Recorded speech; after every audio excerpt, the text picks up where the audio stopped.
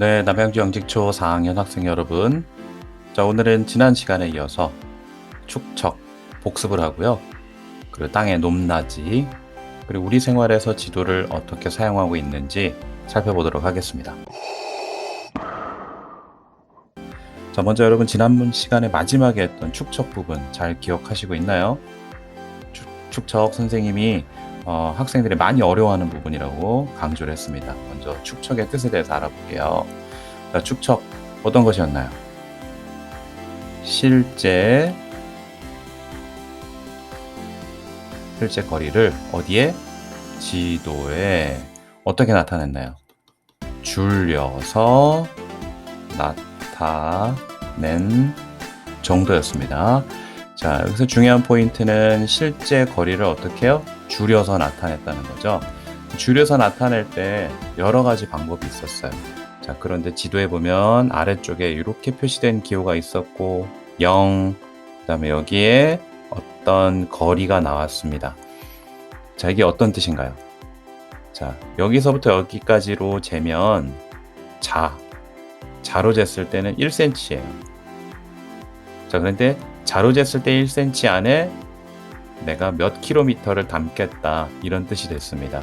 자, 그래서 선생님이 마지막에 3개 비교했어요.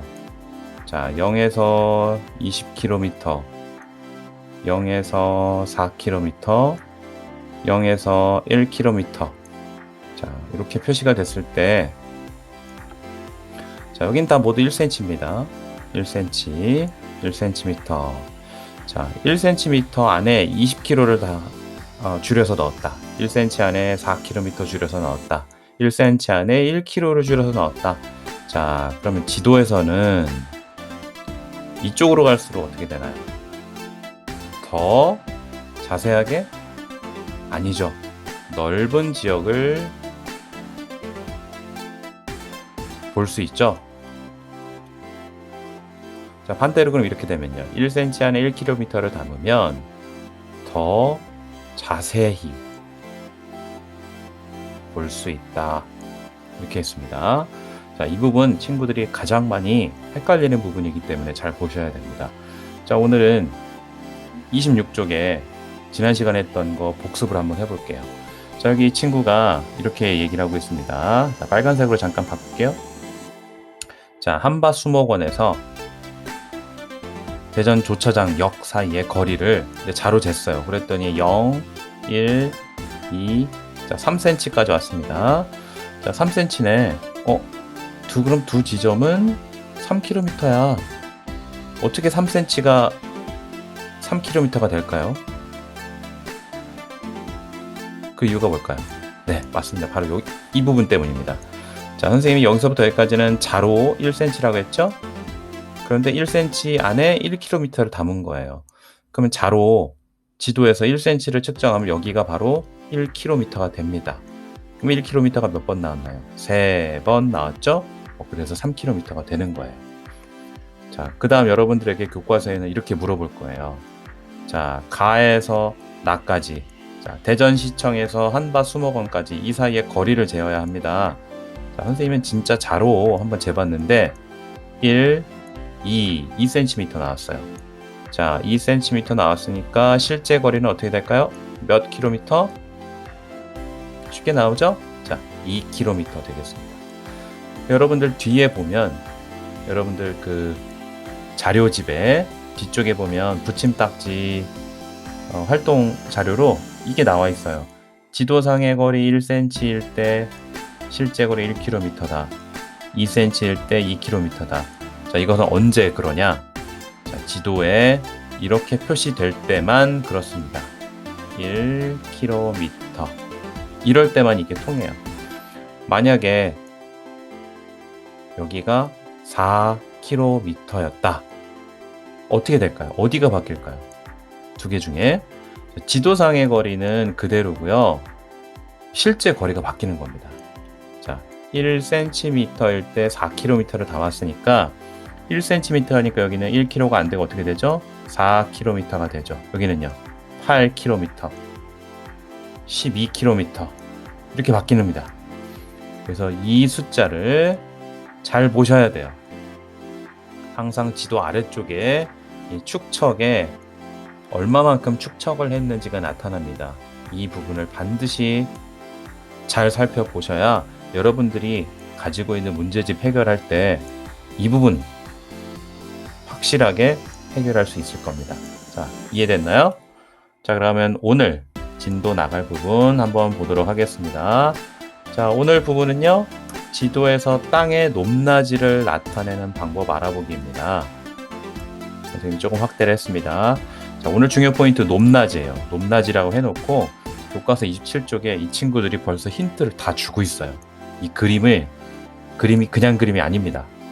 첫 번째, 이 남자애가 하는 말 중에 중요한 게 있습니다. 어떤 단어일까요? 그렇습니다. 숫자. 힌트 하나 나왔고요. 자, 두 번째, 이 여자아이는 어떤 걸 힌트로 우리에게 알려줄까요? 네, 선.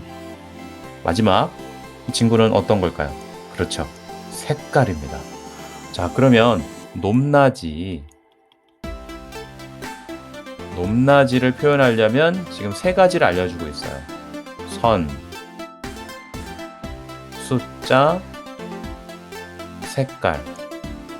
이 세 가지로 높낮이를 표현하게 되는 거예요.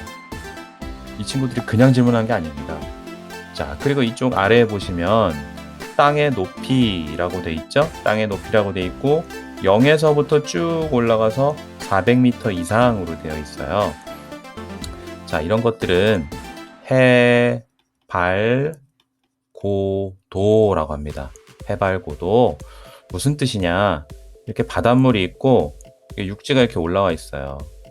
여기 바다, 여기 육지입니다. 바다에서부터 기준을 0이라고 하고요. 위쪽으로 얼마만큼 높이 올라왔느냐, 이것을 해발고도라 그래요. 여기서 있는 0은 이 위치입니다. 바다와 육지가 만나는 이 위치를 0으로 보는 거예요. 거기서부터 위로 얼마만큼 높이 솟았나. 그렇다면 여기 보문산의 457은 어떻게 될까요? 보문산 높이가 여기 바다와 육지가 만나는 이 지점 0에서부터 457m 위로 솟아있다, 이런 뜻입니다. 이해됐죠? 그리고 이 높이를 숫자와 여기 다양한 색깔들과 여기 있는 선들로 표현하는 거예요. 이게 바로 지도에서 높낮이를 표시하는 방법입니다. 이해됐나요? 자, 포인트 3개 어떤 거죠? 선, 숫자, 색깔입니다. 자, 그럼 여러분들을 이 부분을 필기해야 되겠죠? 자, 높낮이 아래쪽엔 이렇게 써주세요. 표현법. 자, 선 1번, 숫자 2번, 3번 색깔입니다. 자, 지금 멈추고 써주세요. 네, 그러면 등고선의 의미에 대해서 한 번 더 정확하게 짚고 가겠습니다. 자, 이 부분 필기해 주셔야 되고요. 갑니다. 첫 번째, 등고선. 자, 등자 한자입니다. 같다 라는 뜻이에요. 같을 등자고요. 고자, 높이라는 뜻이에요. 선은요, 말 그대로 선이에요. 자, 이거를 풀어볼게요. 높이가 똑같은 선. 됐나요? 높이가 똑같은 선을 등고선이라고 합니다. 다시 위로 잠깐 가볼게요. 자, 그럼 여기 있는 이 선들 보겠습니다. 자, 여기 선들이 이게 같이 이렇게 돼 있어요. 자, 이게 무슨 뜻일까요? 꾸불꾸불하지만 여기는 높이가 다 똑같은 거예요. 여기도 선이 다 똑같죠. 그리고 보면은 이 선과 이 선 사이에 여기 색깔들은 다 같은 색이에요. 자, 색깔과 선을 통해서 높이를 표현한 것입니다. 자, 보면 여기 250으로 되어 있죠. 그럼 이 선은 다 250m라는 것입니다. 여기는요, 다 200m라는 거예요. 높이가 같은 선, 등고선입니다. 자, 그러면 다시 한번 뜻을 보겠습니다. 지도에서 높이가 같은 곳을 뭘로 연결했을까요? 선으로 연결했겠죠? 그래서 그걸로 땅의 높낮이를 나타낸 선이에요. 자, 됐습니다. 한자입니다. 등고선. 같을 등, 높을 고, 그리고 선. 높이가 같은 곳을 연결한 것. 그것이 바로 등고선이 되겠습니다. 자, 아까 지도를 보면서 했는데요. 높낮이 나타내는 방법, 선, 색깔 돼 있죠? 하나 더 있었죠? 숫자. 그렇죠. 이 숫자까지 나와주면 정확하게 높이가 나올 거예요. 자, 그리고 잘 보면 방금 전에 봤듯이 457이 제일 높잖아요. 400, 350, 300, 250, 200, 150 돼 있는데 이 색깔의 분포를 점점 볼게요. 올라갈수록 어떻게 되나요? 색깔이 점점 짙어지죠? 자, 내려갈수록 숫자가 작아질수록 색깔이 옅어집니다. 자, 그렇다면 이렇게 되는 얘기예요. 높이가 높을수록 색이 진해지고요. 높이가 낮을수록 색이 옅어진다. 자, 이 부분 선생님이 친구들에게 설명할 때 이렇게 얘기해 줬어요. 우리 등산 가보면 산이 이렇게 돼 있고 산 꼭대기에 바위가 많은 산이 있잖아요. 바위가 많이 있고 나무가 이게 별로 없을 때, 그리고 나무 같은 경우는 이 평지에서 올라가다 보면 요쯤에 나무가 많잖아요. 그 정상에는 나무가 많이 없는 경우가 많습니다. 그럴 경우 잘 생각해 보세요. 여기는 잔디가 많고 그다음 나무가 짙어지면서 올라갈수록 바위가 드러난다. 됐죠? 그럼 색깔이 제일 위에가 진하고 그 다음 마지막 가장 옅은 부분, 진한 부분, 가장 진한 부분. 이해됐나요? 높을수록 진해진다. 낮을수록 옅어진다. 자, 이렇게 이해하면 되겠습니다. 자, 이 부분 아주 중요하니까요. 지금 공책에 필기를 해두겠습니다.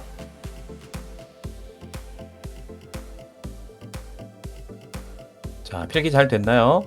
자, 이제는 여러분들이 활동자료 3과 4를 사용해서 등고선 모형을 만들 거예요. 선생님이 4학년 한 2년 동안 해보니까 친구들이 이 부분에서 어디서 많이 어려워하느냐, 뜯을 때 막 뜯다 보니까 찢어지고요. 접는 건 잘해요. 그런데 끼울 때 안 들어간다고 막 끼우다 보면 찢어집니다. 자, 1번과 3번에서 주의하시고요. 자, 등고선 모양 끼울 때 땅의 모양, 형태를 잘 보세요. 그리고 아까 공부했습니다. 아래에서 위로 갈수록 진해지는 거예요. 그리고 상식적으로 보면 가장 높은 곳이 제일 영역이 좁아요. 낮을수록 넓고. 자, 이 순서 기억하시고, 자, 지금 완성해 주시기 바랍니다. 자, 다 완성됐나요? 자, 선생님도 완성을 했고요. 이렇게 사진을 찍어서 올려봤습니다. 자, 보니까 여기 이렇게 숫자가 나오죠. 숫자 200, 300. 자, 점점 색깔이 진해질수록 높아지죠? 자, 반대로 색깔이 옅어질수록 낮아집니다. 됐습니까? 자, 그리고 이게 뭘까요, 이게? 이게 뭘 나타낼까요? 세 글자입니다. 같은 높이겠죠? 예, 그렇죠. 여기가 등고선입니다. 여기는 딱 100m에 해당하는 선이에요. 여기는 딱 200m에 해당하는 선, 여기는 300m에 해당하는 선이 되겠습니다. 자, 이건 위에서 봤을 때고요. 옆에서 보면 이렇게 되는 거예요. 옆에서 봤을 때. 자, 이런 의미면 되겠습니다. 아, 여기는 다 100m짜리 선이구나. 여기는 다 200m짜리 선이구나. 여기는 300m짜리 선이구나. 자, 높이가 점점 올라가더라. 됐나요? 자, 등고선 모형을 통해서 알아봤고요. 등고선 선생님은 다 만든다고 생각하고 지금 만들어 보라고 했는데 만든 사람은 정확히 이해할 수 있습니다. 만들지 않은 친구는 이 부분 많이 어렵습니다. 꼭 만들어 보세요. 자, 다음으로 여러분들 등고선이 나타난 지도 살펴볼 텐데요. 교과서 29쪽에 활동자료 5번을 붙일 거예요. 자, 이렇게 여기 지도가 나와 있는데 지도와 이 활동자료를 잘 맞춰서 붙이면 다음처럼 이렇게 싹 위에 얹어집니다. 자, 잘 보면 여기에 범례가 나왔어요. 범례가 이렇게 범례가 나왔고, 자, 요 모양 주요 건물이래요. 그럼 여기 빨간색으로 건물들 보이시죠? 점이 짝짝짝 딱 찍힙니다. 건물들이. 자, 그리고 논과 밭 기호가 나옵니다. 여기 보이죠? 논. 그렇죠? 논의 기호고요. 그다음 다리. 여기 다리 기호예요. 다리. 자, 하천. 여기 하천이죠? 물 이렇게 돼 있습니다. 자, 그런데 여기 중요한 포인트가 이제 가장 높은 곳, 가장 낮은 곳 표시를 하라고 합니다. 자, 또 여기 높이에 대한 법리가 나왔어요. 잘 보십시오. 자, 이쪽 초록색이 가장 낮겠죠. 그러면 이 색깔이 가장 높겠죠. 자, 높은 곳은 진한 색이라고 했습니다. 자, 높은 곳 어디일까요? 당연히 이쪽 부분이겠죠. 이쪽 부분. 이쪽 부분이 가장 높겠죠. 이쪽 부분. 자, 그 다음 가장 낮은 곳 세모표죠? 어딜까요? 초록색이겠죠? 자, 이쪽. 이쪽이 바로 가장 낮은 표현이 되겠습니다. 자, 땅의 높낮이 등고선으로 그리고 색깔로 숫자로 알아봤는데요. 잘 이해되셨나요? 자, 이제는 우리 생활에서 지도를 나타내는 방법 알아보도록 하겠습니다. 자, 학습 주제 여기에 나와 있는 대로 그대로 써주시면 되고요. 우리 지도를 활용하는 사례를 알아볼 거예요. 자, 이 부분은 선생님이 지난번에 소개했던 지도책 뒷부분에 부록으로 나와 있는데요. 어떤 사례가 있는지 여러분들 잘 보세요. 여러분들은 공책에 사례라고 해놓고 이렇게 표시하고 이 이름들을 써주면 되겠습니다. 필기입니다. 첫 번째, 지하철 노선도도 지도예요. 몇 호선을 타면 어디로 연결되는지 지하철 노선도도 지도 중에 하나가 되겠습니다. 자, 두 번째, 박물관 안내지도. 건물 안에 들어가면 건물 어떻게 생겼는지, 어디로 들어가면 되는지, 어디로 나오는지. 박물관 안내지도도 지도에 속합니다. 자, 세 번째, 여러분들 부모님들 운전하실 때 많이 사용하는 것, 내비게이션. 이것도 지도겠죠? 자, 이건 지도는 보기 설정에 따라 다릅니다. 자, 운전자가 보는 방향처럼 나타낼 수도 있고요. 새가 위에서 아래로 내려다보는 방향으로 나타낼 수도 있습니다. 내비게이션도 지도가 됩니다. 이런 것도 지도입니다. 유전자 지도, 게놈 지도라고 하죠. 여러분들의 유전자 정보가 담겨 있는 것도 지도고요. 별자리도 지도입니다. 밤하늘에 별자리가 계절별로 어떻게 분포되는지 이것도 지도에 해당되고요. 자, 흔히 또 이런 거 우리 동네에서 많이 볼 수 있죠. 단지별 경로 이렇게 들어가면 몇 동 나오고 몇 동 나오고 관리실 어디 있고. 자, 아파트 단지 지도도 지도고요. 여러분들 제일 좋아할 것 같아요. 놀이공원 지도. 놀이공원에 가도 어떤 걸 탈지 이렇게 경로가 나오고 이런 것들 보여줍니다. 자, 그리고 스마트폰에는 앱을 통해서 여러분들이 지도를 볼 수 있어요. 보니까 사람들이 이렇게 어떤 지도를 많이 쓰는지 신문 기사에도 이렇게 나왔었거든요. 자, 이런 지도를 이제는 스마트폰만 있으면 누구나 갖고 있게 됩니다. 자, 이렇게 우리 생활에서 이런 지도를 쓰고 있어요. 선생님이 지도에 대해서 또 하고 싶은 말은요. 옛날에는 지도를 아무나 가질 수 없었습니다. 왜냐하면 지도를 공개하면 중요한 지형을 노출하니까 적에게 정보를 공개해버린다. 이런 식으로 해서 엄벌에 처해졌어요. 그런데 요새는 어떻습니까? 지도를 누구나 갖고 있을 수 있죠. 그리고 예전과 다르게 예전의 종이 지도는 만약에 우리가 배를 타고 간다고 하면 우리가 어디 있는지부터 찾아야 돼요. 내가 지금 어디에 있는지 이거부터 찾기 시작해야 돼요. 그걸 찾고 난 다음에 목적지를 딱 찍어서 이렇게 가면 되는구나가 되는 거예요. 그래서 내가 어디 있는지를 찾으려면 무엇을 받나요? 별자리. 별자리를 이제 바다에서 하늘을 보고 별자리를 통해서 내가 어디 있는지를 계산을 합니다. 그 다음부터 가는 거예요. 그런데 지금은 어떻게 바뀌었나요? 자, 여러분들 스마트폰이라고 하죠. 스마트폰에 지도 앱을 딱 키면 바로 내가 있는 위치가 딱 나오고 그 다음부터 너가 가고 싶은데 어디야? 이거예요. 내가 있는 곳은 무조건 첫 번째예요. 바로 자동으로 나옵니다. 그렇기 때문에 여러분들 이제 목적지가 중요해진 거예요. 이게 정말 엄청난 발전입니다. 그만큼 옛날에서의 지도와 지금 지도에서의 방법은 차원이 많이 달라졌어요. 자, 이렇게 많이 바뀌었다는 부분 선생님이 잠깐 언급했고요. 이제 주제 마무리를 먼저 할 거고요. 33쪽으로 먼저 가보겠습니다. 여러분들 33쪽에 피면 이런 문제가 나와 있어요. 보기에서 괄호 안에 알맞은 단어를 쓰면 됩니다. 여러분들 쓸 때 하는 방법 어떻게 하죠? 썼으면 보기에서 지우면 됩니다. 선생님이랑 같이 해볼게요. 자, 동서남북을 이용해 위치를 나타낸다. 야, 요 기호입니다. 자, 네 가지 중에 어떤 것이죠? 네, 정답. 선생님 초성만 씁니다. 이게 되겠죠? 자, 두 번째. 오늘 공부한 내용이네요. 높이가 같은 곳 선으로 이어서 높낮이 나타냈대요. 네, 그렇습니다. 자, 초성만 씁니다. 여러분들은 답을 쓰세요. 자, 아래쪽에 갑니다. 자, 지도에 쓰이는 기호를 이렇게 모아놨어요. 이거 뭘까요? 두 글자. 네, 요거죠? 자, 마지막. 실제 거리를 줄였습니다. 여기죠, 여기? 자, 이거 어떤 뜻인가요? 지도상의 1cm는 2km를 나타내는 거죠. 자, 이거죠? 네, 이렇게 해서 오늘 내용 주제 마무리까지 해봤습니다. 여러분들 교과서에 반드시 써주시고요. 필기한 내용 꼭 써주시기 바랍니다.